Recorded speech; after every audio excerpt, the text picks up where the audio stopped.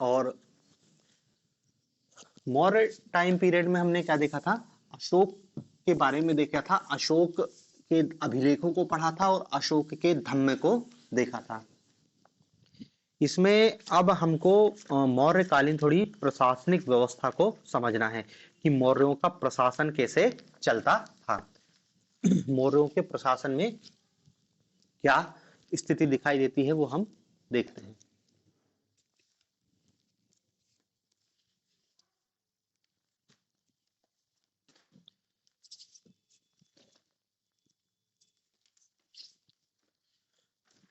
मौर्यकालीन प्रशासनिक व्यवस्था।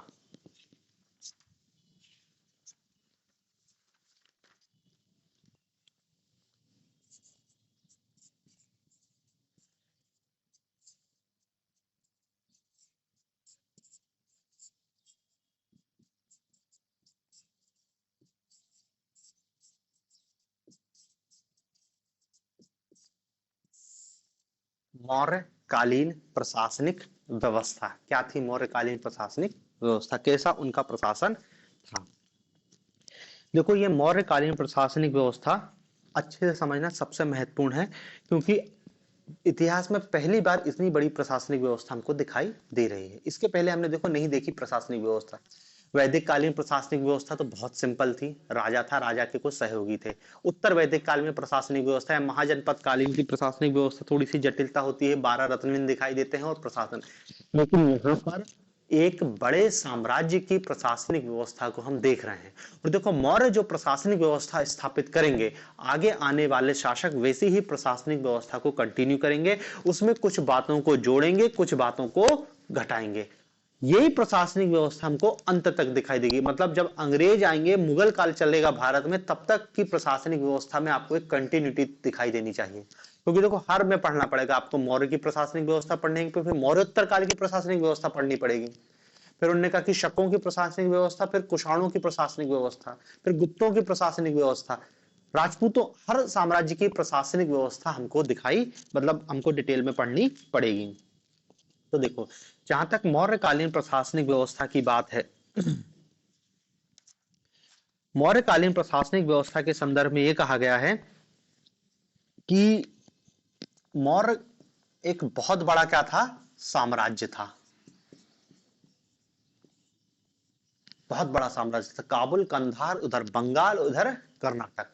आप मैप में इमेजिन करो तो देखो, चार देश, अफगानिस्तान का कुछ हिस्सा, पूरा पाकिस्तान, भारत, बांग्लादेश और कर्नाटक। नीचे थोड़ा सा हिस्सा क्या है, तमिलनाडु और ये केरला वाला बचा, थोड़ा सा हिस्सा था, वो भी इनके अंडर में ही थे, समझ लो। स्वतंत्र राज्य जरूर थे, लेकिन उन्होंने कहा कि अपने अंडर में ही। तो एक इतने बड़े क्षेत्र की प्रशासनिक व्यवस्था, मतलब सही अर्थों में भारत में पहली बार एक साम्राज्य की प्रशासनिक व्यवस्था को स्थापित किया गया। देखो, इसके बाद तो भौगोलिक साम्राज्य कम ही हो जाएगा, अब नहीं होगा कभी इतना बड़ा भौगोलिक साम्राज्य जितना बड़ा मौर्य काल में था। इसके बाद तो ये अपने आप को सीमित ही करेगा, ठीक है ना।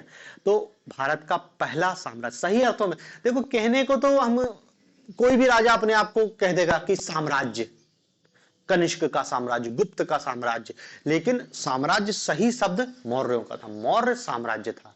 अफगानिस्तान से लेके बंगाल, अफगान, बंगाल, कर्नाटक, कलिंग सब जीत लिया था, कुछ नहीं बचा था, पूरा मौर्य साम्राज्य के अंदर ही था, ठीक है ना। इतने बड़े क्षेत्र को कंट्रोल कर रहे थे, इतने बड़े क्षेत्र को कंट्रोल करने के लिए, देखो उस समय तो कोई संचार की सुविधा भी नहीं थी, कि फोन नहीं है, टेलीफोन नहीं है, ट्रांसपोर्टेशन भी इतना अच्छा नहीं था, बैलगाड़ी या घोड़े गाड़ी से ही बैठ के आपको आना जाना है। कंधार से लेके मगध, मगध में राजा बैठ रहा, और कंधार कहां पे, यदि वहां पे कोई हमला भी करते तो 1 महीने बाद इनको खबर लगेगी कि वहां पे हमला हो गया, तब जाके आदेश देंगे और बदलाव होगा। उसके बाद भी इतने बड़े क्षेत्र में उन्होंने प्रशासनिक व्यवस्था को स्थापित किया। तो ये जो इतना बड़ा साम्राज्य था, इस प्रशासनिक व्यवस्था के लिए भारी भरकम नौकरशाही,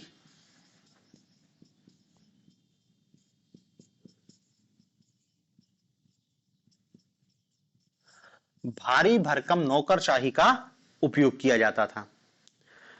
मतलब देखो, हर प्रशासनिक व्यवस्था, हर साम्राज्य के प्रशासनिक व्यवस्था में कुछ महत्वपूर्ण बिंदु होते हैं जो पूरे इतिहास से उसको अलग कर देते हैं।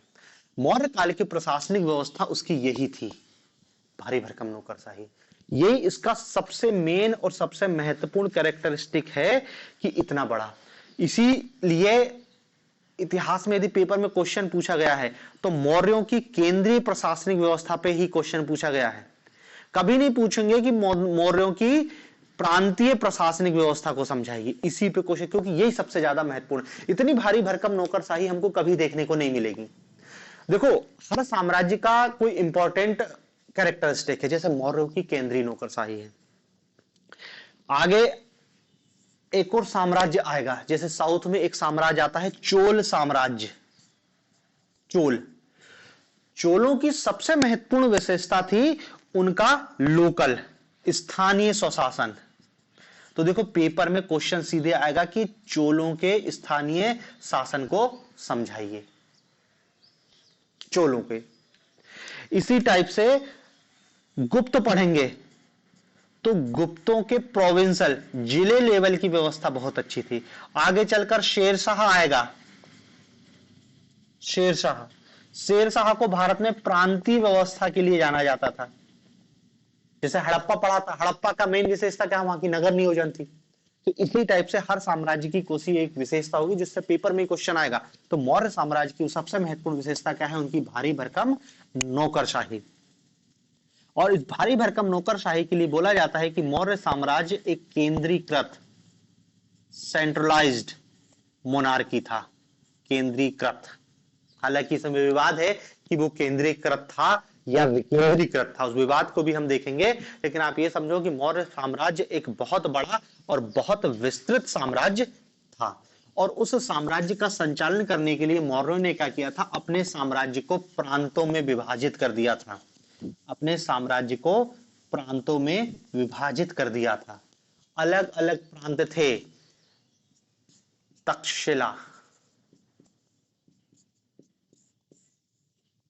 तक्षशिला, अवंती,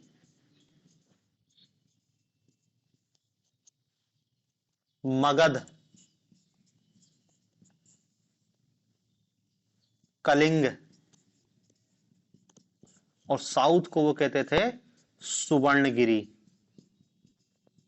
सुवर्णगिरी। 5 प्रांत।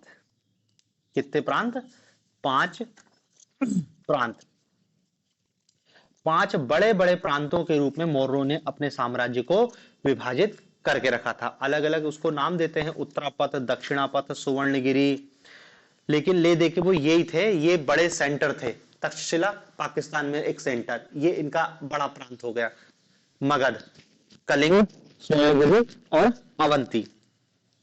ठीक है, सबको नाम अलग अलग दे रहे हैं और अलग अलग नाम से हम ये कह सकते हैं कि मौर्यों की जो प्रशासनिक व्यवस्था थी वो क्या थी, प्रांतों में। मौर्य साम्राज्य ने अपने पूरे क्षेत्र को प्रांतों में विभाजित करके रखा था। एक एक प्रांतों पे एक एक क्या है, गवर्नर बैठा दिए, और ये गवर्नर सीधे क्या है, राजा के अंडर में काम कर रहे हैं। तो इसी प्रशासनिक व्यवस्था को समझना है, ठीक है ना।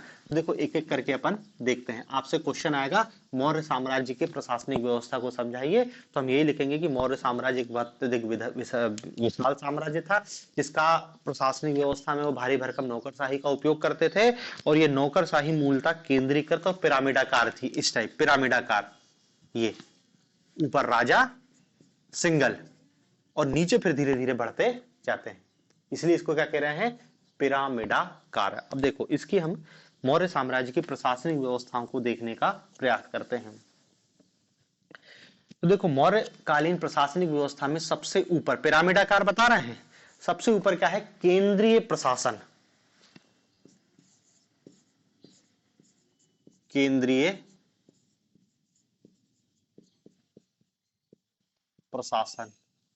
केंद्रीय प्रशासन, केंद्रीय प्रशासन क्या था, देखो केंद्रीय प्रशासन का सर्व प्रमुख होता था मौर्य सम्राट। मौर्य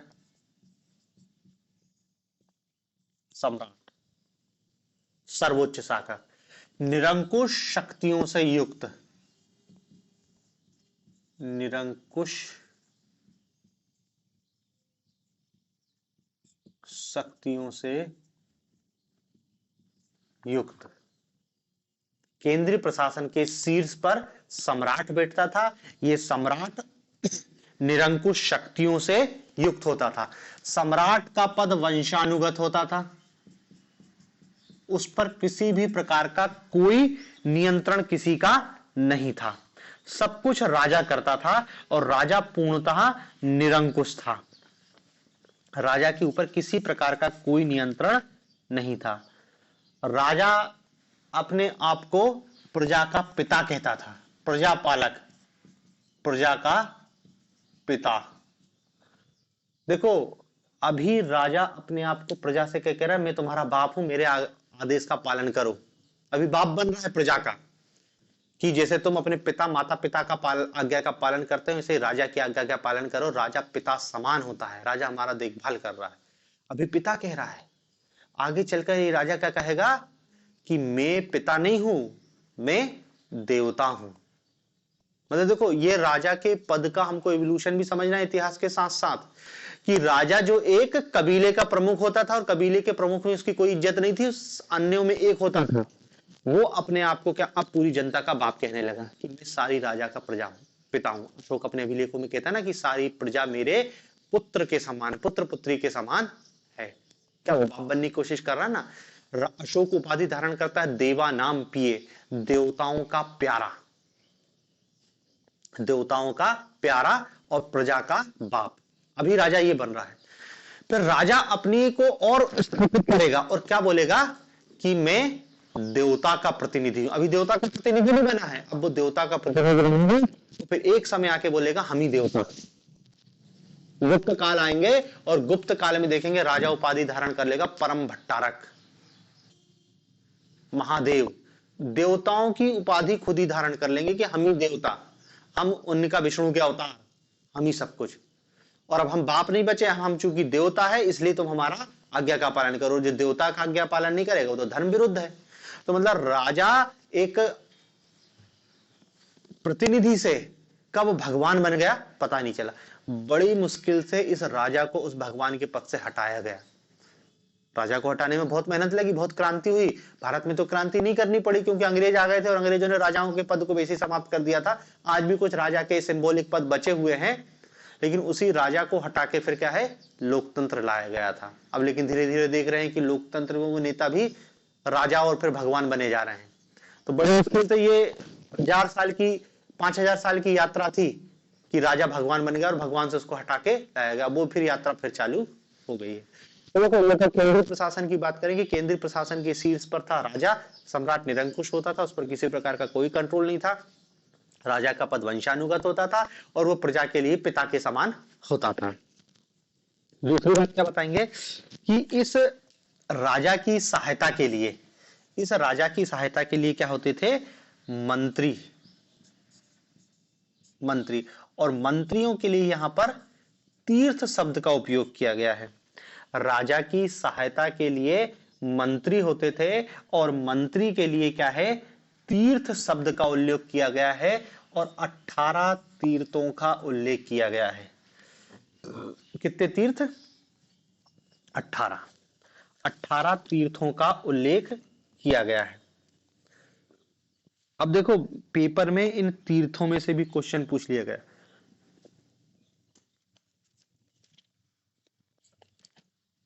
इन तीर्थों का उल्लेख कहां किया गया है, अर्थशास्त्र में। कौटिल्य के अर्थशास्त्र में तीर्थों का उल्लेख किया गया है।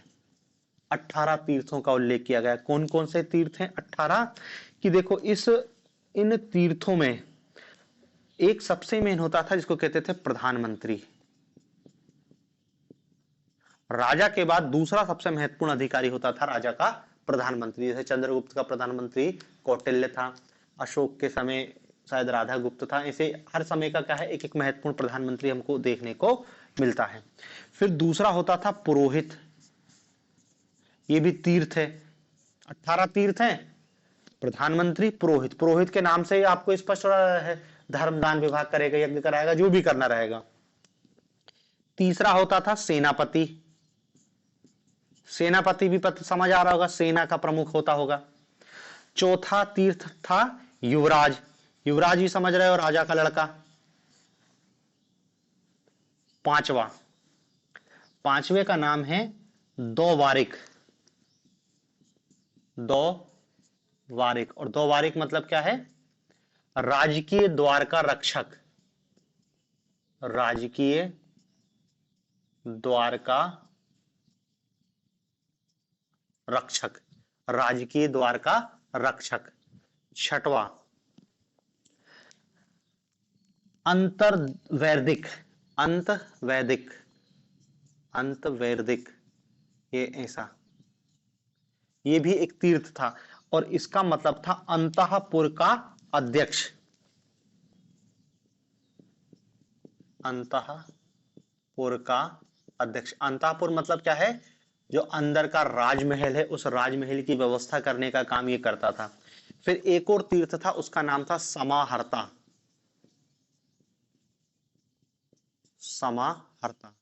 समाहर्ता मतलब आय व्यय का लेखा जोखा, आय का संग्रह करता, टैक्स ऑफिसर, आय का संग्रह करता, आय का संग्रह करता। फिर एक और नाम मिलता सन्निधाता,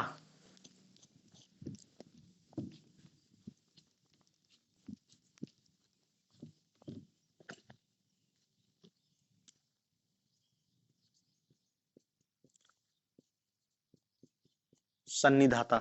सन्निधाता क्या कर रहा है? यह राजकीय कोषाध्यक्ष का था, राजकीय, राजकीय कोषाध्यक्ष।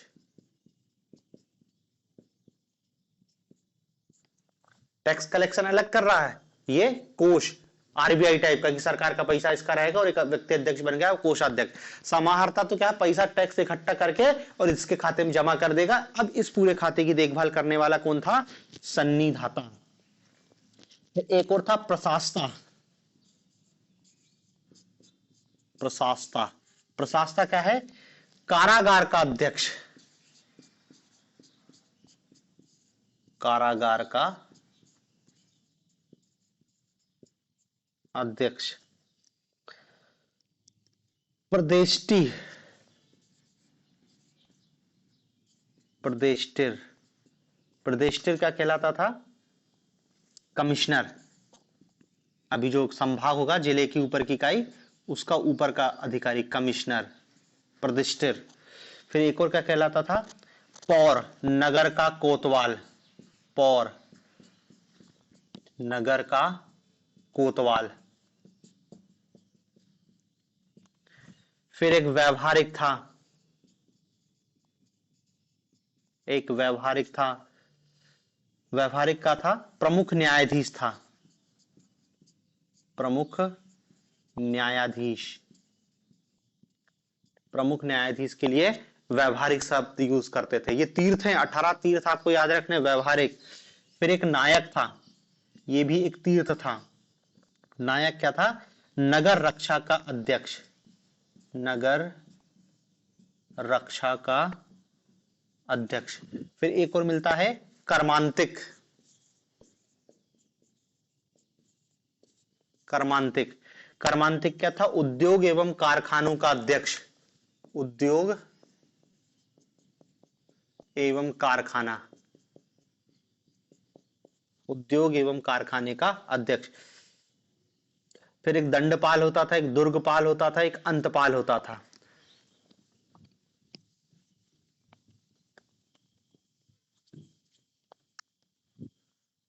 एक दुर्गपाल, एक दंडपाल और एक अंतपाल। दुर्गपाल, दंडपाल और अंतपाल। अंतपाल था सीमावर्ती दुर्गों का अध्यक्ष, सीमावर्ती दुर्गों का अध्यक्ष, बॉर्डर एरिया के जो थे वो उनका अध्यक्ष था। दुर्गपाल था दुर्ग का रक्षक, जो अंदर के दुर्ग थे, दुर्ग रक्षक, अंदर के किले थे। और दंडपाल था सेना का सामान एकत्र करने वाला, सेना का सामान एकत्र करने वाला, ठीक है। और एक मंत्री परिषद का अध्यक्ष होता था, मंत्री परिषद का अध्यक्ष होता था, ठीक है ना। तो देखो ये 18 तीर्थों का हमको उल्लेख मिलता है। इन तीर्थों का आपको नाम याद रखना है, क्योंकि प्री में पूछा जा सकता है कि अर्थशास्त्र में किस तीर्थ का उल्लेख नहीं है, या मौर्य काल में निम्नलिखित में से किस तीर्थ का काम पूछ लिया उनने, मान लो कि दंडपाल क्या करता था, अंतपाल क्या करता था, तो 18 तीर्थों का हमको उल्लेख देखने को मिलता है। ठीक है, 18 तीर्थ मतलब 18 मंत्रियों का उल्लेख देखने को मिलता है। फिर इसमें बताया गया है, देखो मेंस में हमको इतना कुछ डिटेल नहीं लिखना, बस इतना लिखना कि राजा की सहायता के लिए एक मंत्री परिषद होती थी, जिसमें अर्थशास्त्र में मंत्री को तीर्थ कहा गया है और 18 तीर्थों का उल्लेख मिलता है। फिर इन मंत्रियों की नियुक्ति कैसे होती थी? इन मंत्रियों के लिए उपधा परीक्षण होता था। उपधा परीक्षण, मंत्रियों के लिए क्या होता था? उपधा परीक्षण होता था। उपधा परीक्षण मतलब क्या है? पेपर टेस्ट लेते थे। 3 टाइप की उपधा होती थी। एक होती थी धर्म उपधा, धर्मोपधा। दूसरी होती थी अर्थोपधा, और तीसरी होती थी कामोपधा। धर्मोपधा, अर्थोपधा और कामोपधा। ठीक है, धर्मोपधा में क्या करते थे? उसके नैतिक मूल्यों का परीक्षण करते थे, नैतिक मूल्यों का परीक्षण, एथिक्स का पेपर लेते थे उनका। अर्थोपदा, अर्थोपदा में क्या कहते थे कि देखते थे कि इसने कोई घोटाले तो नहीं करे हैं, या इसका नाम किसी घोटाले या ऐसे कोई व्यक्ति के साथ तो नहीं है, साफ छवि का व्यक्ति होना चाहिए। और कामोपधा मतलब उसका देखा जाता था, उसका जो उसकी सेक्सुअल लाइफ के बारे में देखा जाता था कि ये चरित्रवान है या नहीं, इसका किसी समाज में ये क्या संदेश जाएगा। ये तीनों परीक्षण होते थे। इन तीनों परीक्षण में जो सटीक बैठता था उसको ही मंत्री के रूप में नियुक्त किया जाता था। ठीक है ना? तो देखो ये मंत्री परिषद थी जिसको तीर्थ कहा गया है अर्थशास्त्र में। फिर इस मंत्री परिषद के नीचे अध्यक्ष होते थे। इस मंत्री परिषद के नीचे क्या होते थे? अध्यक्ष। हर विभाग का एक अध्यक्ष होता था, और यहां पर 30 के समान लगभग 28 अध्यक्ष मिलते हैं। 30 भी मिलते हैं, 28 अध्यक्ष मिलते हैं। अकारा अध्यक्ष, सीता अध्यक्ष, लोहा अध्यक्ष, पोतवा अध्यक्ष, शुष्का अध्यक्ष। अब देखो इन अध्यक्षों को लेके भी पेपर में क्वेश्चन पूछ लिया जाए, पेपर में पूछ लिया गया है कि आकारा अध्यक्ष क्या करता था? आकारा अध्यक्ष, आकारा अध्यक्ष मतलब क्या होता था? खान विभाग का अध्यक्ष, खान माइनिंग, खान विभाग का अध्यक्ष। पोतवा अध्यक्ष होता था, पोतवा अध्यक्ष, पोतवा अध्यक्ष क्या करता था? माप तोल का प्रमुख होता था, माप तोल का प्रमुख। पढ़न्या अध्यक्ष, पढ़न्याध्यक्ष, पढ़न्याध्यक्ष क्या था? वाणिज्यिक विभाग का प्रमुख, वाणिज्य विभाग का प्रमुख। सीता अध्यक्ष होता था,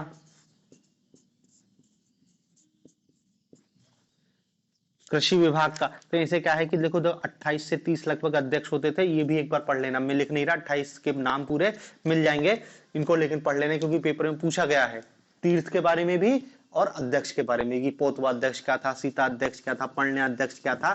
तो ये तो देखो सबसे पहले आपको यही बता देना है कि उच्च स्तर पर हमको मंत्री परिषद, राजा दिखाई देता था, राजा का प्रमुख वंशानुगत था। राजा की सहायता के लिए मंत्री परिषद थी, मंत्री परिषद की सहायता के लिए फिर क्या थे? अलग अलग विभाग के अलग अलग अध्यक्ष होते थे। इन सब की नियुक्ति उपदा परीक्षण से की जाती थी। 18 तीर्थ और 28 से 30 लगभग अधिकारियों या अध्यक्षों का नाम हमको उल्लेख मिलता था। ये केंद्रीय प्रशासन की ये स्थिति थी। राजा और राजा के साथ, मतलब मगध में जो राजा बैठ रहा है उसके साथ इतनी भारी भरकम नौकरशाही थी। आज भी आप देख सकते हो, राजा तो है नहीं, लेकिन क्या है? राष्ट्रपति है, प्रधानमंत्री है, और प्रधानमंत्री की सहायता के लिए मंत्री परिषद है। मंत्री परिषद की सदस्य संख्या आज फिक्स है कि लोकसभा की सदस्य संख्या उनका ज्यादा से ज्यादा 75 से 80 हो सकते हैं, इससे ज्यादा नहीं हो सकते। तो उस समय भी ये था, राजा और उसकी सहायता के लिए मंत्री परिषद। मंत्री परिषद को तीर्थ कह रहे हैं, तो तीर्थ के साथ क्या है? अध्यक्ष था। दूसरा, ये तो केंद्रीय प्रशासन, केंद्रीय प्रशासन के बाद आता है प्रांतीय प्रशासन। प्रांतीय प्रशासन, प्रांतीय प्रशासन। प्रांतों को क्या बताएंगे? संपूर्ण साम्राज्य को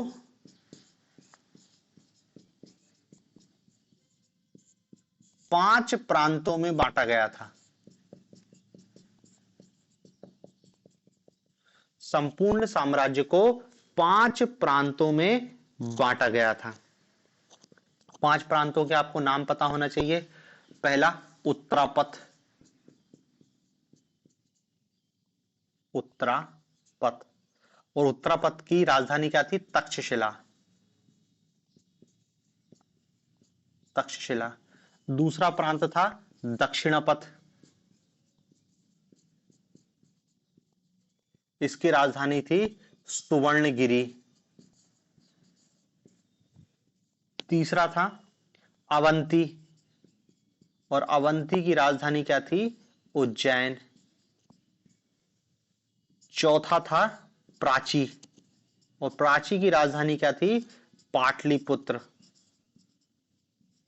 और पांचवा प्रांत था कलिंग, जो अशोक ने जीता था, और कलिंग की राजधानी क्या थी? तौसाली। ठीक है ना? तो चंद्रगुप्त मौर्य के समय, बिंदुसार के समय तक मौर्य साम्राज्य चार प्रांतों में था, अशोक के समय पांच प्रांतों में हो जाता, और ये पांच प्रांतों के अलग अलग नाम हैं। इन प्रांतों का जो प्रमुख अधिकारी होता था वो गवर्नर कहलाता था। गवर्नर, प्रांतों का प्रमुख अधिकारी क्या है? गवर्नर होता। प्रांतों का प्रशासन गवर्नर, और ये गवर्नर में क्या कहा जाता था? गवर्नर को ये युवराज होता था, युवराज या राजवंश से ही संबंधित होता था। समझ गए ना? जैसे बिंदुसार के समय एक प्रांत का गवर्नर अशोक होता था, बिंदुसार का लड़का, दूसरा लड़का सुसीम था, तो उन्होंने कहा अशोक को अवंती का राज्यपाल बना दिया, सुसीम को तक्षशिला का राज्यपाल बना दिया। ऐसे पांच तो प्रांत थे, पांच प्रांत में बिल्कुल खास, क्योंकि देखो यहाँ पर विद्रोह होने की संभावना है, इसलिए क्या है, बिल्कुल राजवंश से जो घनिष्ठ संबंधित है उनको ही यहाँ पे नियुक्त किया जा रहा था। यहाँ पे उपदा उपदा परीक्षण नहीं, यहाँ पे राजवंश से जुड़ा होना चाहिए। दूसरी बात क्या है? इनकी सहायता के लिए प्रांतों में अलग मंत्री परिषद होती थी।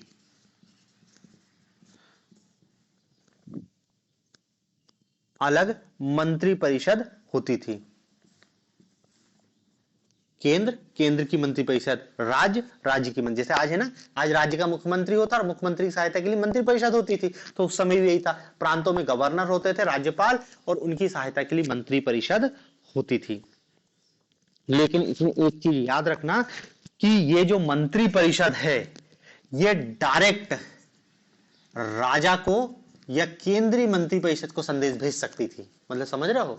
मौर्य साम्राज्य को केंद्रीकृत कह रहे हैं इसलिए क्योंकि ऐसा नहीं कि गवर्नर है और गवर्नर एक स्वतंत्र राजा की भांति, नहीं, ये जो मंत्री परिषद है ये डायरेक्ट इनसे कनेक्टेड, इसको बाईपास कर सकती थी। मतलब यदि ये विद्रोह करने की कोशिश करेगा तो यहां से मैसेज ये लोग पहुंचा देंगे, मतलब मगध में बैठा राजा नियंत्रित कर रहा है, इनको स्वतंत्र नहीं छोड़ा है। ठीक है, तो देखो ये प्रांतों की ये कहानी थी। प्रांतों में बस इतना ही बताना है कि प्रांतों में युवराज का प्रशासन था, लेकिन वो एकदम स्वतंत्र नहीं था, बल्कि केंद्रीय नियंत्रण था उसमें। मतलब प्रांत केंद्रीय नियंत्रण से मुक्त नहीं थे। ऐसा नहीं कि युवराज बना दिया तो अपनी मर्जी से राज चलाओ, प्रांत राज्य के केंद्र के अंडर में ही थे।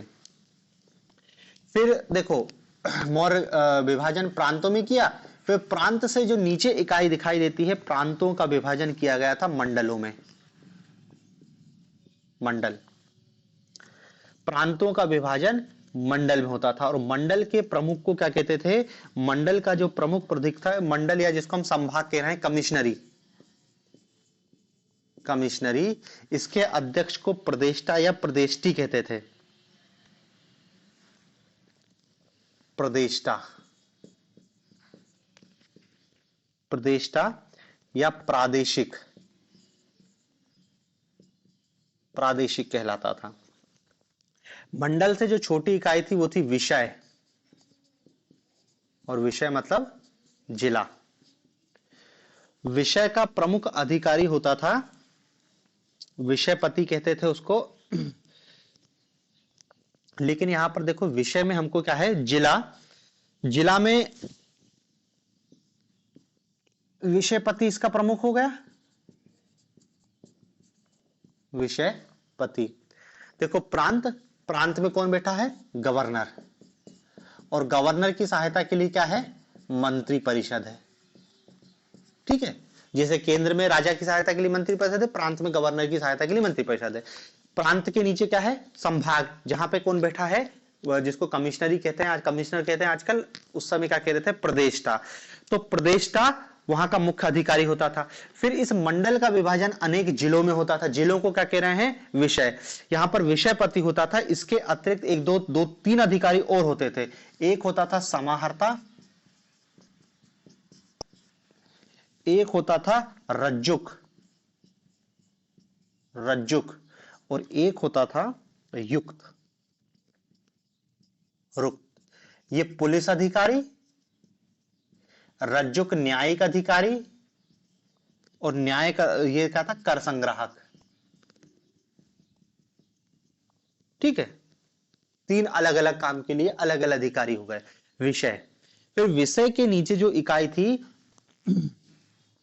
यहां पर इसको हम कह रहे हैं नगरीय प्रशासन।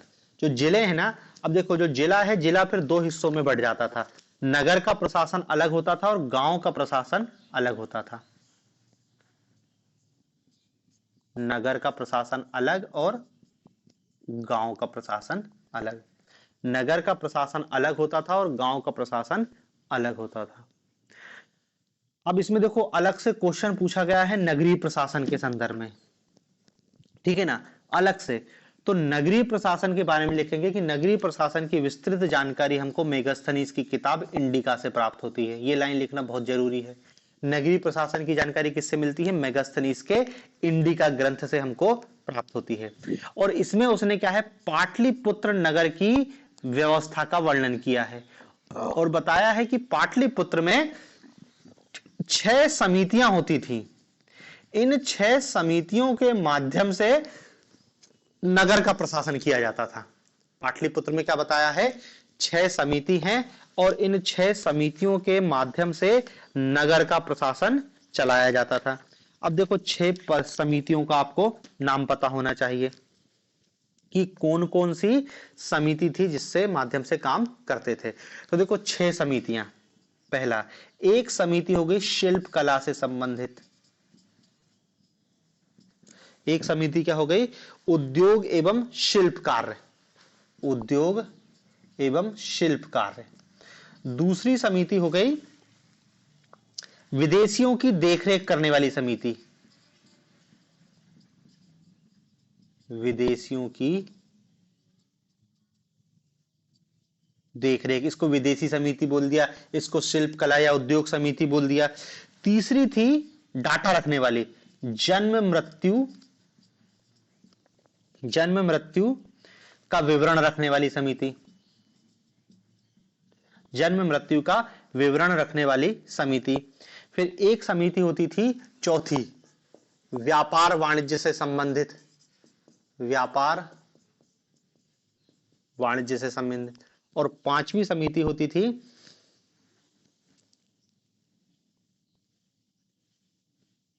वस्तु निरीक्षक समिति, वस्तु निरीक्षक। वस्तु निरीक्षक मतलब जो वस्तुएं बन रही हैं उनका निरीक्षण करने के लिए अलग समिति होती थी। और 7वीं समिति थी, वो 6वीं समिति थी बिक्री कर वसूल, कर निरीक्षक जिसको कह सकते हैं, जो सेल टैक्स की वसूली करते थे। बिक्री कर वसूली समिति। तो देखो नगरों का प्रशासन इस 6 समितियों के माध्यम से किया जाता था। तो जिले के अंदर कुछ क्या है, नगर थे, और जो नगर नहीं थे वो क्या कहलाते थे, गांव कहलाते थे। और जो गांव का प्रशासन है, इस गांव का प्रशासन तो मुख्य रूप से क्या है, हाँ, और ये जो नगर की समिति लिख लेना, एक समिति में लगभग 6 समिति थी, तो 6 समिति में, एक समिति में 5 लोग होते, तो 6 पंजे 30। आप ऐसा भी लिख सकते हो कि 30 लोगों की समिति मिलकर नगरी के प्रशासन करती थी। फिर गांव की बात आते हैं, तो गांव में गांव का जो प्रमुख होता था उसको ग्रामीणी कहते थे, ग्रामीण मुखिया। ग्रामीण मुखिया। गांव के मुखिया को क्या कहते थे? ग्रामीण मुखिया कहते थे। और देखो फिर गांव भी छोटे छोटे हिस्सों में बटे होते थे, मतलब 500 गांवों का समूह, 100 गांवों का समूह, 150 गांव का समूह। तो देखो अलग अलग शब्द यूज किए जाते हैं। यहां पे लिख दे रहा हूं, गांव की संख्या के हिसाब से अलग अलग शब्द यूज किए जाते थे। जैसे सबसे बड़े गांव 800 गांव का समूह होता था, 800 गांव का समूह।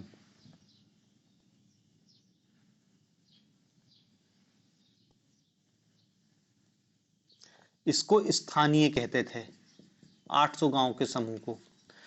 फिर इससे छोटी इकाई होती थी 400 गांव का समूह।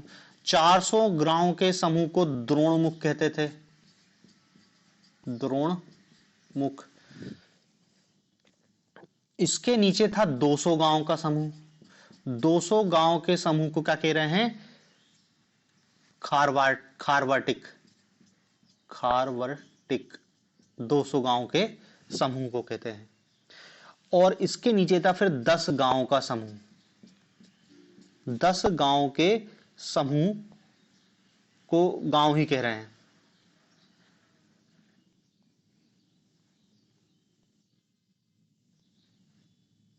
इसको संग्रहण नाम दे रहे हैं, 10 गांव के समूह को संग्रहण नाम दे रहे हैं। और संग्रहण का जो प्रमुख अधिकारी था उसको गोप कहते थे, गोप कहते थे। ठीक है। और इसके नीचे फिर एक गांव, और एक गांव का प्रमुख तो क्या हो गया? ग्रामीणी, कोई मुखिया।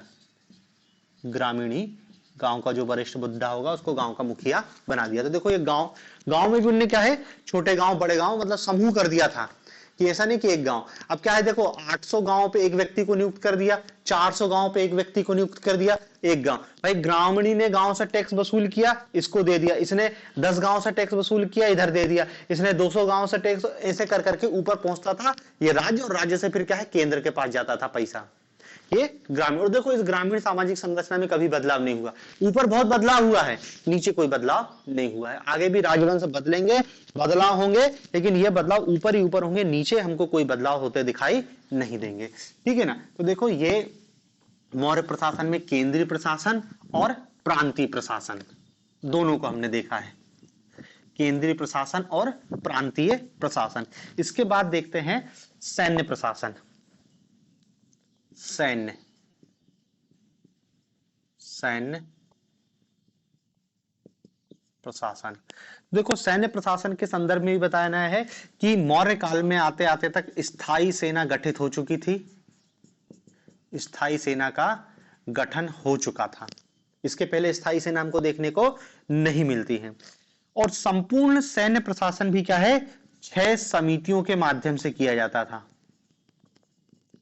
संपूर्ण सैन्य प्रशासन भी क्या है, 6 समिति, और 6, प्रत्येक समिति में क्या है, 5 सदस्य होते थे। ले दे के वही है 30 लोग मिलके क्या है, सैन्य प्रशासन को चलाते थे। और समितियां क्या अलग अलग समितियां हो जाती थी, जैसे यातायात वाली समिति, रसद आपूर्ति समिति जो सैनिकों को खाना पाना पूरी करेगी, पैदल सेना समिति,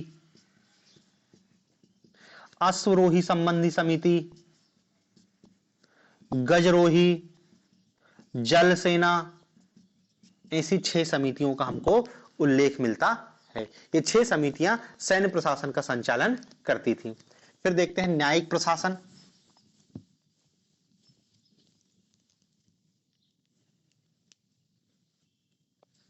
न्यायिक प्रशासन, न्यायिक प्रशासन। तो देखो न्यायिक प्रशासन में ये बताएंगे कि जो कौटिल्य का जो अर्थशास्त्र है, उस अर्थशास्त्र में 2 प्रकार के न्यायालयों का उल्लेख है। अर्थशास्त्र में 2 प्रकार के न्यायालयों का उल्लेख है। एक को कहते थे कंटक शोधक न्यायालय, कंटक शोधन न्यायालय, कंटक शोधन न्यायालय। और दूसरा था धर्म स्थानीय न्यायालय, धर्म स्थानीय, कंटक शोधन न्यायालय और धर्म स्थानीय न्यायालय। अब देखो जो कंटक शोधन न्यायालय था ये आपराधिक मामलों मतलब फौजदारी न्यायालय था, ये फौजदारी आपराधिक मामलों, और धर्म स्थानीय क्या है, दीवानी घरेलू मामलों की, संपत्ति लड़ाई झगड़े, जो घरेलू लड़ाई झगड़े हैं, संपत्ति का विवाद है, इस टाइप के विवाद क्या है धर्म स्थलीय न्यायालय में जाते थे, और ये बाकी सब जाते थे कंटक शोधन न्यायालय में। ठीक है ना। तो न्यायालयिक व्यवस्था में बताया है कि दो टाइप के न्यायालय हमको दिखाई देते हैं, तो ये न्यायिक व्यवस्था हो गई। बाकी निचले स्तर पर तो ग्रामीण न्यायालय ही अपना हिसाब करते थे। हाँ, और एक लाइन में क्या है, राजस्व प्रशासन के बारे में भी बताना पड़ेगा। राजस्व प्रशासन, राजस्व प्रशासन के संदर्भ में क्या बताएंगे कि इस समय नियमित कर व्यवस्था आ गई थी, नियमित कर व्यवस्था।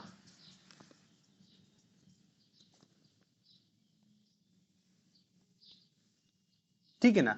और देखो करा व्यवस्था में सबसे ऊपर हमने देखा था कि एक तो राजा है, राजा के पास टैक्स पहुंचता था समाहर्ता, राजा का जो मेन अधिकारी होता था वो कौन होता था, समाहर्ता। समाहर्ता फिर क्या है, नीचे प्रादेशिक से टैक्स वसूलता था, प्रादेशिक। प्रादेशिक क्या है, नीचे स्थानिक से टैक्स वसूलता था, और ये टैक्स कलेक्शन की संरचना होती थी। ठीक है ना। तो राजस्व प्रशासन में तो केवल इतना ही बताना है। हाँ, एक पॉइंट और लिखना पड़ेगा इसके प्रशासन में, गुप्तचर व्यवस्था, जो मौर्यों की सबसे मेन विशेषता है उनकी गुप्तचर, गुप्तचर व्यवस्था। और देखो अर्थशास्त्र में गुप्तचर के लिए गूढ़ पुरुष शब्द उपयोग में लाया गया है, गूढ़ पुरुष या महामात्यास्पश,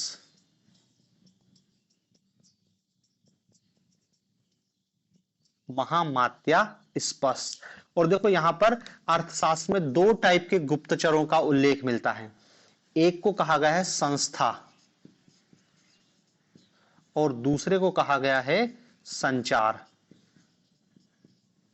संस्था और संचार, दो टाइप के गुप्तचरों का उल्लेख हमको देखने को मिलता है। संस्था मतलब एक स्थान पर रहने वाले गुप्तचर, और संस्था मतलब क्या है, भ्रमणशील, कभी इधर कभी उधर, भ्रमणशील गुप्तचर। ठीक है ना। और ये जो गुप्तचर हैं ये डायरेक्ट राजा को मैसेज भेजते थे और राजा फिर अपने हिसाब से निर्णय लेता था। ठीक है ना। तो ये मौर्यकालीन प्रशासनिक व्यवस्था में इतनी बातें आपको ध्यान में रखनी है। ठीक है। तो देखो ये मौर्यकालीन प्रशासनिक व्यवस्था हो गई है, केंद्रीय प्रशासन, प्रांतीय प्रशासन, न्यायिक प्रशासन, सैन्य प्रशासन, ये सारे प्रशासन की जानकारी आपको होनी चाहिए। अब लेकिन देखो इस मौर्यकालीन प्रशासनिक व्यवस्था में दो चीज और देखनी है अपन को। एक तो आपसे क्वेश्चन आएगा कि मौर्यकालीन प्रशासनिक व्यवस्था की विशेषताओं को बताइए, तो अब ये फिर ये पॉइंट नहीं लिखने पड़ेंगे, इन्हीं पॉइंटों में से हमको विशेषता बतानी पड़ेगी। क्या विशेषता हो जाएगी भैया, साम्राज्यवादी शासन था, निरंकुश शासन था, केंद्रीकृत शासन था। और एक विवाद ये है कि मौर्य शासन केंद्रीकृत था या विकेंद्रीकृत था, इस डिबेट में क्या हमारा निष्कर्ष रहेगा। ठीक है ना। तो इन दोनों को अपन अब कल देखेंगे। ठीक है ना। तो ये मौर्य प्रशासन को कल अपन समाप्त करेंगे। ठीक है, बाकी अब कल ही देखेंगे।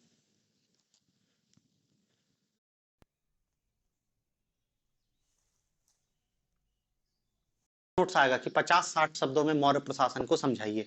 तो देखो अब इतना डिटेल अपन को नहीं लिखना है, आपको 50-60 शब्दों में लिख देना है। तो मौर्य प्रशासन में आपको 5 बिंदु, पहला लिखना है केंद्रीय प्रशासन, केंद्रीय प्रशासन। और केंद्रीय प्रशासन में क्या बताना है कि केंद्रीय प्रशासन में होता है राजा, राजा निरंकुश है, वंशानुगत है राजा, और वो हाँ राजा निरंकुश है और वंशानुगत है। ठीक है। राजा अपने आप में सब कुछ है। राजा की सहायता के लिए क्या है, मंत्री है, और मंत्रियों को क्या बोला गया है, तीर्थ बोला गया है। 18 तीर्थों की चर्चा है। फिर तीर्थ के नीचे क्या है, अध्यक्ष हैं, और कितने होते हैं, 30 अध्यक्ष बताए गए हैं। 30 या 28 अध्यक्ष हैं, अलग अलग हैं, 28 से 30 बताए गए हैं। चाहो तो 1-2 का उदाहरण लिख दो, तीर्थ 1-2 का उदाहरण लिख दो, बात खत्म है कि इनके लिए उपधा परीक्षण भी होता था, बस इतनी बात। तो केंद्रीय प्रशासन में आपको इतना। फिर दूसरा बता दो, दूसरा पॉइंट प्रांतीय प्रशासन। प्रांतीय प्रशासन में बता दोगे कि केंद्र का विभाजन प्रांत में था और मौर्य काल में 5 प्रांत हमको दिखाई देते, उत्तर पक्ष, दक्षिण पक्ष, सुवर्णगिरी, ये सारी चीजें बता दो। और फिर प्रांतों का जो होता था वो कौन होता था, गवर्नर होता था। और गवर्नर कौन होता था, राजवंश से ही संबंधित होता है, सामान्यतः युवराज होता था, यदि युवराज नहीं है तो राजवंश या राज परिवार से संबंधित ही कोई व्यक्ति होता था। और गवर्नर की सहायता के लिए भी यहाँ पर मंत्री परिषद होती थी, ये था। और फिर ऐसे तीसरा बता दो कि प्रांत के नीचे फिर प्रांत का विभाजन जिला इले में था, प्रांत फिर मंडल, मंडल फिर नीचे जिला, जिले को विषय कह रहे हैं, और फिर नीचे गांव। तो ये आप क्रम बता दोगे प्रांतीय में। और फिर आप इसमें बता दोगे सैन्य प्रशासन एक लाइन में, एक लाइन में न्याय प्रशासन बता दोगे, और एक में आप बता देना राजस्व प्रशासन, चाहो तो गुप्तचर भी बता सकते हो। तो ये आपको 50 शब्द में ऐसा बताना पड़ेगा, तब जाके मौर्यकालीन प्रशासनिक व्यवस्था वो होगा। हमने भले उसको थोड़ा सा देखो ज्यादा लिखा है, लेकिन आपको पता होना चाहिए, क्योंकि क्वेश्चन किसी भी 200 शब्द में भी आ सकता है और 50 शब्द में भी आ सकता है। तो जब 50 शब्द आ जाएगा तो ऐसा नहीं कि केंद्रीय प्रशासन पे ही 50 शब्द खर्च कर दिए, नहीं, फिर आप सीमित कर देना, केंद्रीय प्रशासन में 2 लाइन, प्रांतीय में 2 लाइन, नीचे 1-1, 2-2 लाइन, और खत्म करके आपको 60-70 शब्द में आंसर को बताना है। ठीक है, अब देखो मौर्य साम्राज्य का स्वरूप, विशेषता या प्रकृति। आपसे पूछे स्वरूप क्या था या प्रकृति क्या थी उसकी, या पूछे विशेषताएं क्या थी, बात एक ही है, एक ही आंसर लिखना है हमको। मौर्य साम्राज्य का स्वरूप क्या था। ठीक है, तो देखो चरित्र पूछे तो भी यही बताना है, कैरेक्टर। ठीक है, तो देखो सबसे पहले तो आप यही बताओगे कि मौर्य प्रशासन के संदर्भ में इतिहासकारों में अलग अलग मत है, अलग अलग इतिहासकार अलग अलग रूप में उसको स्वरूप की व्याख्या करते हो। देखो समय के साथ इसके स्वरूप में इतिहासकारों में बदलाव भी आया, पहले इतिहासकार कुछ और कहते थे, अब इतिहासकार कुछ और कह रहे हैं। तो हमको यही समझाना है कि उनके कॉमन पॉइंट कौन कौन से हैं। तो देखो स्वरूप के संदर्भ में सबसे पहली बात है कि मौर्य साम्राज्य का स्वरूप साम्राज्यवादी था। साम्राज्यवादी, साम्राज्यवादी स्वरूप का मतलब क्या है कि साम्राज्य विस्तार, अपने राज्य को लगातार फैलाते हैं मौर्य शासक। चंद्रगुप्त मौर्य ने भी साम्राज्य विस्तार किया, बिंदुसार ने भी किया, अशोक ने भी किया कि कलिंग को जीता था उसका। तो मौर्य साम्राज्य की जो प्रकृति है या उसका स्वरूप है वो क्या है, साम्राज्यवादी स्वरूप है।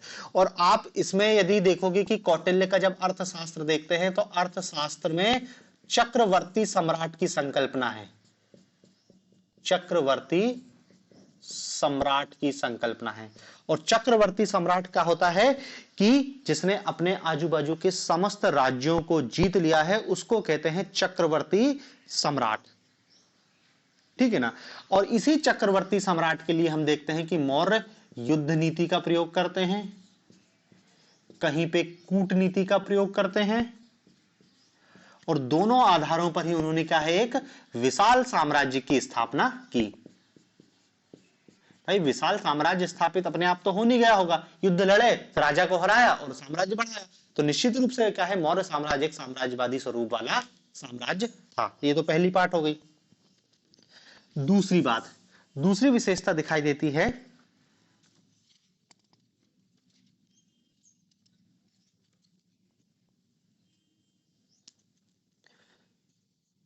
सैनिक राज्य,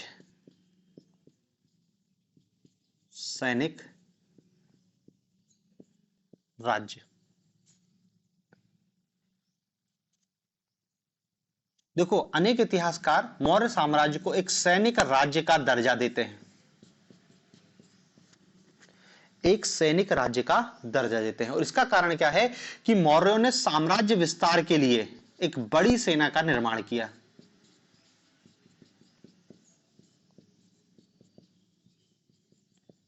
बड़ी सेना का निर्माण किया, बड़ी सेना का निर्माण किया, और इसी बड़ी सेना के दम पे इन्हें साम्राज्य विस्तार किया। और इस मौर्य साम्राज्य का जो पतन है वो भी इसी सैन्य विद्रोह के कारण हुआ इसी सैन्य विद्रोह के कारण हुआ। मौर्य साम्राज्य का सेनापति रहता पुष्यमित्र शुंग, जो अंतिम मौर्य शासक वृहदत्त की हत्या करके और शुंग वंश की स्थापना कर देता है। तो वो कौन था? वो भी तो सैनिक था ना, सेनापति था। तो अब यहां पर कुछ इतिहासकार कहते हैं कि मौर्य साम्राज्य एक सैनिक राज था, मिलिट्री स्टेट था। सेना की बहुत महत्वपूर्ण भूमिका थी प्रशासन में। साम्राज्य का विस्तार भी सेना के दम पे हुआ, साम्राज्य का पतन भी सेना के दम पे ही हो गया। इसलिए इसको क्या है, कुछ इतिहासकारों ने सैन्य शासन बोल दिया। तीसरा पॉइंट, मौर्य साम्राज्य क्या था? एक पैतृक राज्य था। पैतृक राज्य। और पैतृक राज्य से क्या मतलब है कि देखो, पैतृक राज्य से मतलब यह है कि राजा अपने आप को जनता का पिता कहता है। और खासकर अशोक अपनी प्रजा से पितृव्रत व्यवहार करता था।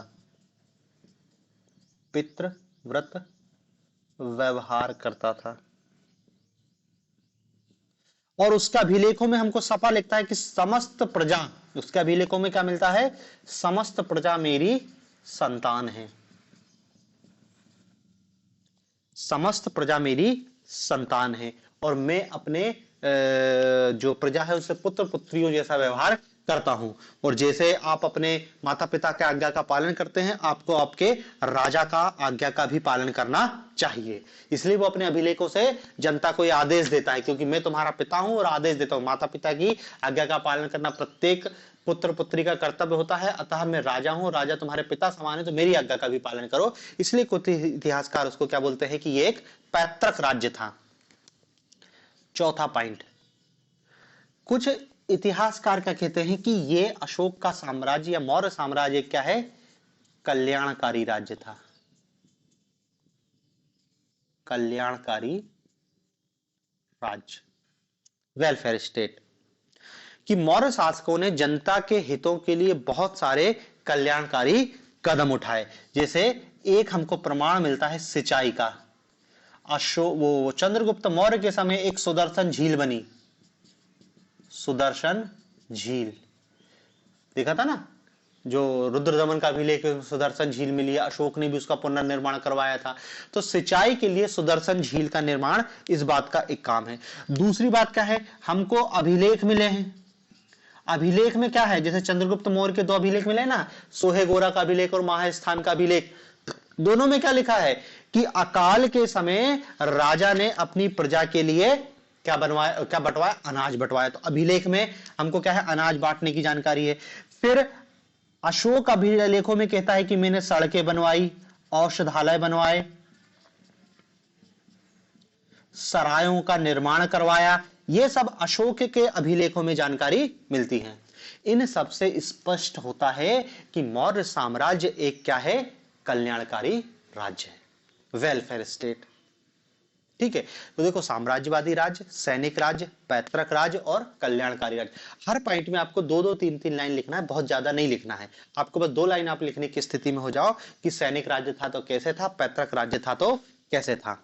ये वाला बिंदु जरूर कभी क्वेश्चन पूछ सकता है कि मौर्य साम्राज्य कल्याणकारी राज्य था, स्पष्ट कीजिए, बाकी तो नहीं पूछेगा। ठीक है, तो 4 पॉइंट हो गए। 5वां पॉइंट है केंद्रीकृत। अब देखो, इस केंद्रीकृत में विवाद है कि केंद्रीकृत था कि विकेंद्रीकृत।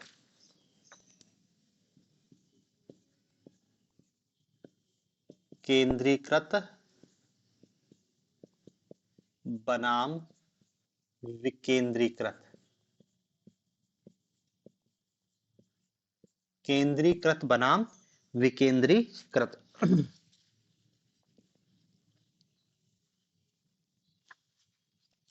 केंद्रीकृत बनाम विकेंद्रीकृत। देखो, कुछ विद्वान कहते हैं कि मौर्य साम्राज्य अतिशय केंद्रीकृत था। अतिशय केंद्रीकृत था।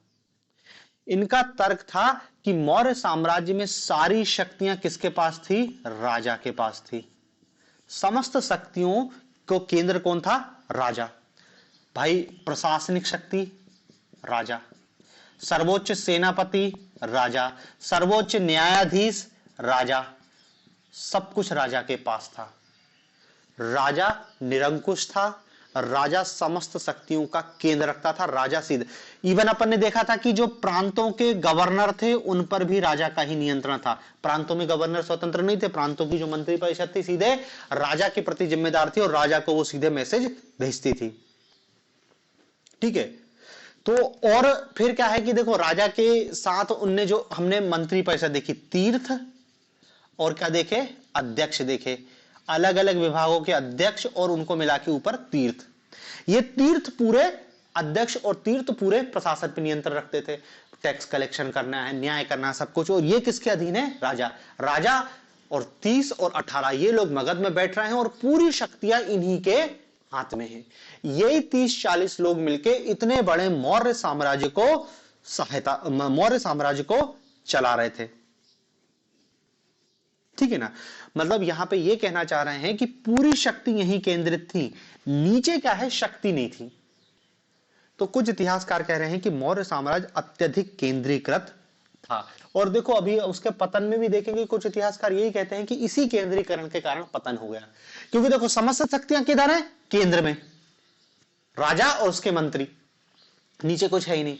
तो जैसे ये कमजोर होंगे पूरा मौर्य साम्राज्य खत्म हो जाएगा। तो वो पतन के समय देखेंगे। अभी तो कुछ लोग क्या है, केंद्रीकृत कह रहे हैं, लेकिन कुछ लोग का कहना है कि नहीं, मौर्य साम्राज्य केंद्रीकृत नहीं था बल्कि विकेंद्रीकृत था। और इसका उदाहरण वो क्या देते हैं कि गवर्नर जैसे महत्वपूर्ण पद पर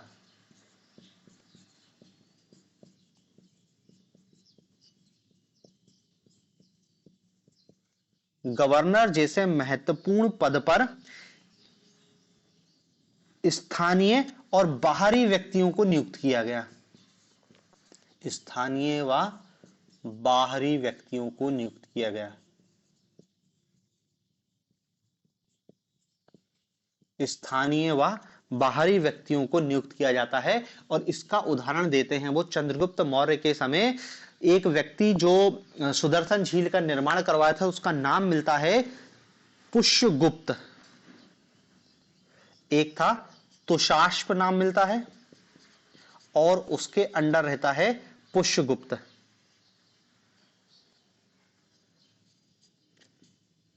क्या नाम है, पुष्यगुप्त।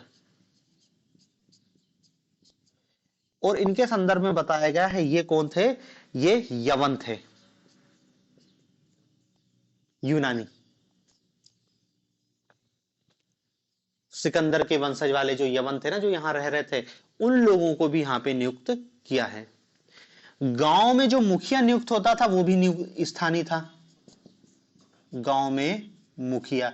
अब यदि ये लोग कह रहे हैं कि यदि इसको केंद्रीकृत करना था तो ये यवनों को राज्यपाल नहीं बनाता, नीचे स्थानीय व्यक्ति पर भी अपना व्यक्ति नियुक्त करता कि उनने का मगध से एक व्यक्ति आ रहा है और उसको नियुक्त कर दिया ताकि वो मेरे प्रति जिम्मेदार रहे। लेकिन ये लोग क्या है, स्थानीय व्यक्ति को नियुक्त कर दे रहे हैं। स्थानीय व्यक्ति क्या है, लोकल के प्रति जिम्मेदार होगा। तो देखो यहां पर ये कह रहे हैं कि विकेंद्रीकरण के लक्षण ज्यादा मौजूद थे। ठीक है, तो देखो ये मौर्य साम्राज्य के प्रशासन के संदर्भ में हमको उसके स्वरूप के संदर्भ में इतनी बातें दिखाई देती हैं। अब ये तो आप 4-5 पॉइंट बता दोगे स्वरूप के संदर्भ में, या विशेषताएं पूछ ली, या चरित्र पूछ ली, या प्रकृति पूछ ली। अब लेकिन इसमें क्या है, एक फाइनल जजमेंट टाइप का है कि क्या मौर्य साम्राज्य अत्यधिक केंद्रीकृत था या विकेंद्रीकृत था, ये क्वेश्चन पूछा गया है। और ये सबसे महत्वपूर्ण है, ये पूरे इतिहास में डिबेट का मुद्दा है कि मौर्य साम्राज्य केंद्रीकृत था कि विकेंद्रीकृत था। तो देखो इस प्रश्न के लिए जो रोमिला थापर है इतिहासकार, इन्होंने अपना अध्ययन किया है, रोमिला थापर। तो मौर्य साम्राज्य के बारे में रोमिला थापर के जो विचार है वही हमारे विचार हो जाएंगे, हमको ज्यादा कुछ इसमें दिमाग नहीं लगाना है। ठीक है ना। अब देखो रोमिला थापर का मतलब यह है कि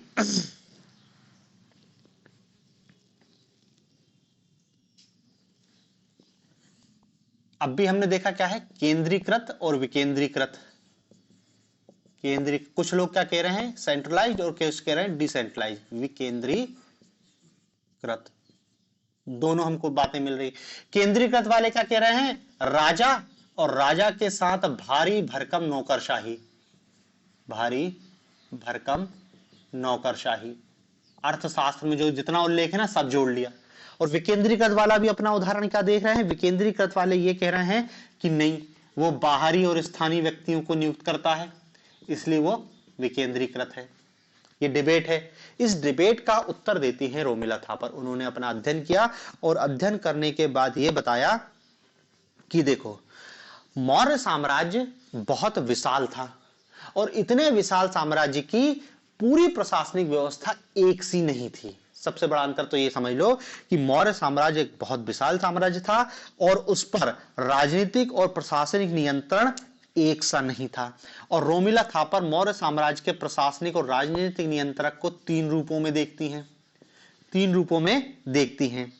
वो कहती है कि देखो, एक तो था सबसे पहला महानगर एरिया, उसके बाद था कोर क्षेत्र और उसके बाद था आटविक।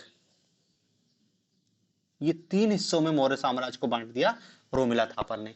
ये अंदर वाला क्या हो गया, कोर एरिया। ये अंदर वाला सबसे पहले, ये क्या है, महानगरीय क्षेत्र, महानगरीय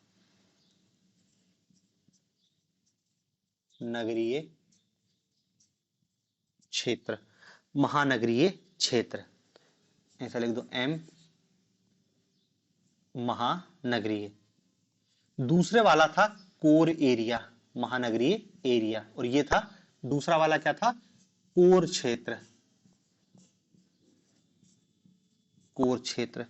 और तीसरा था सीमावर्ती क्षेत्र, बॉर्डर एरिया, आटविक राज्य सीमावर्ती क्षेत्र, या इसको क्या कहते हैं, आटविक एरिया, आटविक, इसको लिख लो आटविक, जंगली क्षेत्र, आटविक क्षेत्र।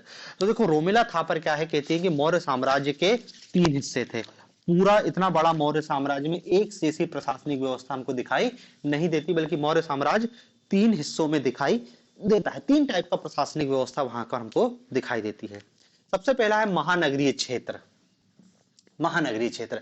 अब देखो, महानगरीय क्षेत्र के संदर्भ में रोमिला थापर का क्या कहना था कि ये मौर्य साम्राज्य का नाभि क्षेत्र था, नाभि क्षेत्र, देख रहे हैं ना, बिल्कुल बीच में नाभि क्षेत्र, जिसमें मगध एवं आसपास के इलाके आते थे, मगध एवं आसपास के इलाके,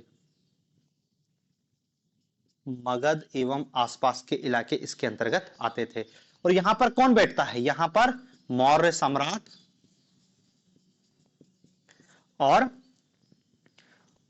उसकी नौकरशाही, उच्च नौकरशाही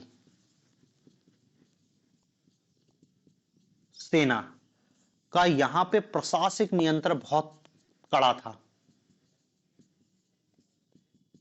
क्योंकि यहां तो खुद ही बैठा ना, मगध एरिया, कोर एरिया है, राजा बैठा है, पूरे तीर्थ बैठे हैं, अध्यक्ष, सेना, सब कुछ यहीं पर है, राजधानी, ये सबसे मेन है। इसको क्या बोल रहा है वो, महानगरीय क्षेत्र। और ये महानगरीय क्षेत्र कैसा था, उच्च केंद्रित, उच्च केंद्रित, अत्यधिक सेंट्रलाइज्ड क्षेत्र था। तो यदि महानगरीय क्षेत्र की बात करेंगे तो वो हमको क्या दिखाई देगा, अत्यधिक सेंट्रलाइज्ड दिखाई देगा। फिर दूसरा आता है कोर एरिया, कोर क्षेत्र। और कोर क्षेत्र के अंतर्गत क्या आते हैं, उनके बड़े नगर आते हैं, जैसे गांधार, तक्षशिला, अवंती, कलिंग, ये जो बड़े बड़े उनके शहर थे, जो उनके सामाजिक और आर्थिक, सामरिक ऐसा लिख लेना, सामरिक एवं आर्थिक दृष्टि से महत्वपूर्ण थे, सामरिक एवं आर्थिक दृष्टि से महत्वपूर्ण थे, सामरिक एवं आर्थिक दृष्टि से महत्वपूर्ण थे। और यहां पर महानगर जैसा कंट्रोल दिखाई नहीं देगा, क्योंकि इनका शासन किसके माध्यम से कर रहे थे, वो गवर्नरों के माध्यम से कर रहे थे, गवर्नर और उसकी मंत्री परिषद थी। ठीक है ना, तो यहां पर राजा का नियंत्रण महानगरीय क्षेत्र जैसा नहीं था, लेकिन हर संभव नियंत्रण उनने इस कोर एरिया में करने का प्रयास किया। जरा सा विद्रोह होता था तत्काल दबा दिया जाता था। तो मतलब देखो, हम ये कह सकते हैं कि कोर एरिया और महानगरीय क्षेत्र में तो मौर्य साम्राज्य हमको केंद्रीकृत दिखाई देता है, लेकिन जैसे ही हम क्या है सीमावर्ती क्षेत्रों या आटविक क्षेत्रों में पहुंचते हैं, यहां पर प्रशासनिक नियंत्रण क्या है, सबसे कम था। यहां पे सबसे कम जंगली क्षेत्र में, जैसे ये आपके जबलपुर से लेकर राजमहल झारखंड तक पूरा जंगली एरिया था, ट्राइबल लोग रहते थे यहाँ पर। तो यहाँ पर उसकी कोई व्यवस्था नहीं थी, ऐसा नहीं है कि उनको पूरा कंट्रोल करा, यहाँ पे उसकी कोई मंत्री परिषद भी नहीं, कुछ भी नहीं है, क्योंकि उसके नियंत्रण में जरूर है, लेकिन क्या है जनजातियां अपने हिसाब से रहती है। अब जनजाति राजा के हर आदेश का पालन तो करेगी नहीं भाई, वो उसको जंगलों से संसाधन मिल गए, हाथी मिल गए, खान मिल गई, लकड़ी मिल गई, इसके अलावा कोई मतलब नहीं है। तो ये जो क्षेत्र था ना, आटविक क्षेत्र और सीमावर्ती क्षेत्र, यहां पर मौर्य शासन का प्रशासनिक नियंत्रण अत्यधिक कम था। ठीक है ना, तो देखो इसके आधार पर अपन निष्कर्ष कह सकते हैं कि मौर्य साम्राज्य एक विशाल साम्राज्य था, जहां पर प्रशासनिक नियंत्रण में हमको विविधता दिखाई देती है। यदि हम उसके कोर एरिया और नगरीय प्रशासन की बात करें तो वहां पर हमको क्या है, अत्यधिक उच्च केंद्रीकृत शासन दिखाई देता है, लेकिन जैसे ही हम क्या सीमावर्ती क्षेत्रों में जाते हैं, हमको प्रशासनिक नियंत्रण में थोड़ी सी कमी दिखाई देती है। ठीक है, तो ये मौर्य साम्राज्य के प्रशासनिक स्थिति के संदर्भ में इतनी बात आपको पता होनी चाहिए।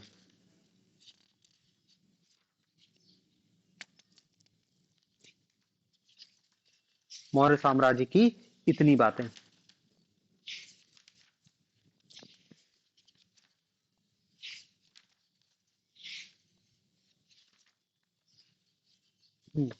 फिर इसमें थोड़ा सा अशोक पे फोकस करते हैं कि क्वेश्चन पूछ सकता है कि अशोक के प्रशासनिक सुधारों को समझाइए। केवल अशोक, ये तो ओवरऑल हमने मौर्य साम्राज्य के प्रशासनिक व्यवस्था के बारे में जाना है, लेकिन अशोक ने क्या किया प्रशासन में, केवल अशोक की बात कर रहे हैं। अशोक के प्रशासनिक सुधार, अशोक के प्रशासनिक सुधार, अशोक के प्रशासनिक सुधार। तो देखो अशोक के प्रशासनिक सुधार, तो पहले आपको यह बताना पड़ेगा कि अशोक के पहले का प्रशासन क्या था और अशोक ने क्या सुधार कर दिया। तो आप बहुत आसानी से अपने आंसर को लिख सकते हो। तो देखो अशोक के पूर्व प्रशासन,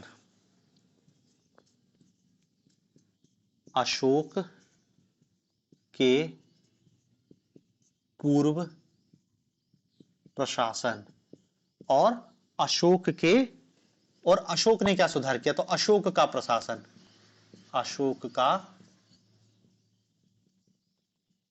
प्रशासन, अशोक के पूर्व प्रशासन और अशोक का प्रशासन। तो देखो अशोक के पूर्व प्रशासन में हमने जो देखा वो ही सामान्य सी बात है कि अशोक के पूर्व जो प्रशासन था वो क्या था, अत्यधिक केंद्रीकृत प्रशासन था, और जो प्रशासन था वो पूरी तरीके से क्या है, नियंत्रण में था। अशोक के पूर्व प्रशासन में क्या दिखाई देता है, राजतंत्रात्मक,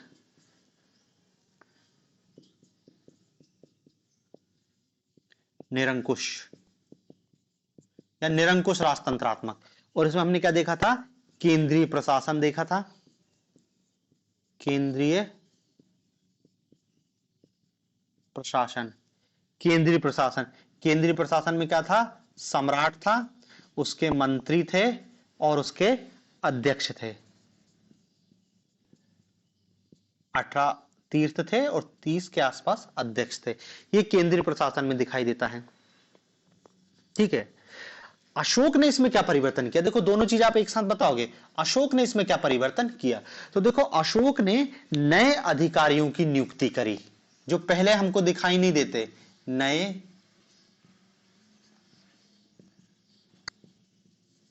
अधिकारियों की नियुक्ति, नए अधिकारियों की नियुक्ति की। जैसे एक था धर्म महामात्र, ये उदाहरण के रूप में बता रहे अपन, केवल एक धर्म महामात्र, इसकी नियुक्ति की, धर्म महामात्र की नियुक्ति की। अपना पांचवा जो शिलालेख है ना, 14 लाइन लिखी थी जो शिलालेख में बताया था कि मैंने धर्म महामात्यों की नियुक्ति की है। तो ये अधिकारी हमको पहले के प्रशासन में दिखाई नहीं देता, ये केवल क्या है, अशोक के प्रशासन में दिखाई देता है। ठीक है। दूसरा, इसने अपने अधिकारियों को आदेश दिया, अनुशासन, या इसने अपने अधिकारियों को आज्ञा दिया अधिकारियों को दौरे पर जाने का आदेश दिया।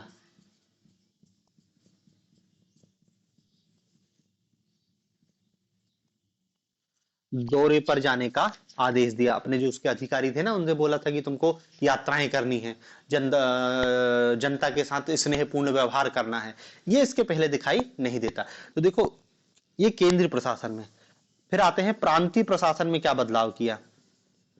प्रांतीय प्रशासन, प्रांतीय प्रशासन में यह बदलाव किया कि अशोक के पहले मौर्यों के 4 प्रांत होते थे। ठीक है। और प्रांतों पे कौन नियुक्त होता था, गवर्नर नियुक्त होता था, ये हमने देख लिया है। अशोक ने यहां पर 5वां प्रांत बनाया, कौन सा, कलिंग। बाकी तो कोई परिवर्तन नहीं किया, बस एक ही लाइन लिखोगे कि प्रांतीय प्रशासन में 4 प्रांत थे मौर्यों के पास, अशोक ने यहां पर 5वां प्रांत बनाया और उस 5 प्रांत का नाम था कलिंग। ठीक है। फिर और नीचे देखते हैं, अशोक के पूर्व जिला प्रशासन की क्या स्थिति थी। अशोक के पूर्व जिला या विषय का प्रशासन, जिला प्रशासन। तो देखो, जिला प्रशासन में हमने देखा था 3 अधिकारी मिलते हैं, समाहर्ता, युक्त और रज्जुक। समाहर्ता, युक्त और रज्जुक। समाहर्ता, युक्त और रज्जुक। अशोक इस जिला प्रशासन में भी महत्वपूर्ण बदलाव करता है। और क्या बदलाव किया इसने, इसने जो रज्जुक था, रज्जुक, रज्जुक अशोक से पहले क्या होता था, सामान्य सर्वेक्षण अधिकारी, सामान्य सर्वेक्षण अधिकारी। अशोक ने इसको क्या कर दिया, अशोक ने इसको न्यायिक अधिकारी बना दिया, न्यायिक अधिकारी बना दिया। अशोक ने उसको न्यायिक अधिकारी बना दिया।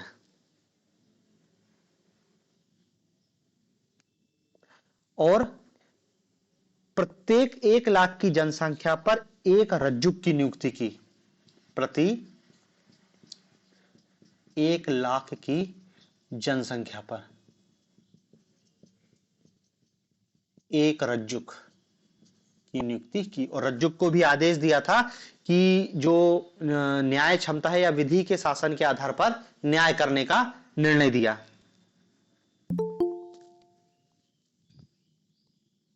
किसके आधार पर,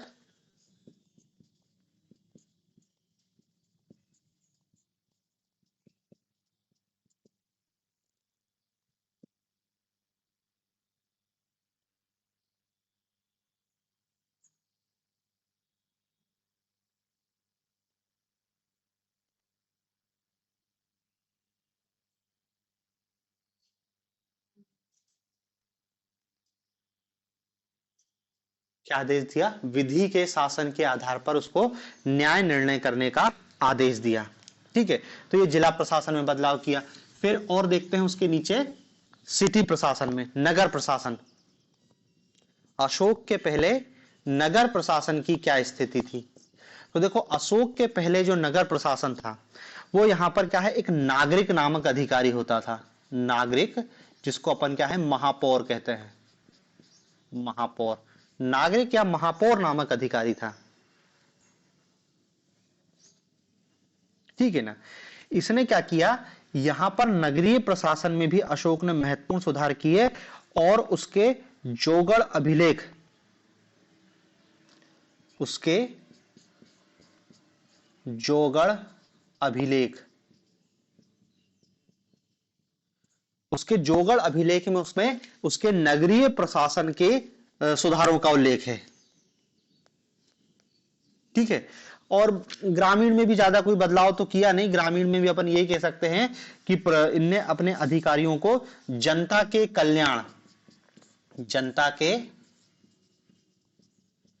कल्याण का निर्देश दिया, जो इसके पहले किसी प्रशासनिक अधिकारी को ऐसे निर्णय दिए जाने की हमको कोई खबर नहीं मिलती है। ठीक है, तो देखो ये अशोक के प्रशासनिक सुधार थे जो उसने मौर्य साम्राज्य के प्रशासन में स्थापित किए हैं। ठीक है, तो देखो ये मौर्य प्रशासनिक व्यवस्था अपनी कंप्लीट होती है। इतना ही देखना था हमको मौर्य प्रशासन में। अब इसमें एक दो चीज और बची है मौर्यों की अर्थव्यवस्था, मौर्यों का समाज, और फिर आ जाएगा मौर्यों का पतन। ठीक है, तो ये मौर्य को अपन कल खत्म कर देंगे, कल अपना लास्ट रहेगा मौर्यों के संदर्भ में। ठीक है, तो बाकी अब कल।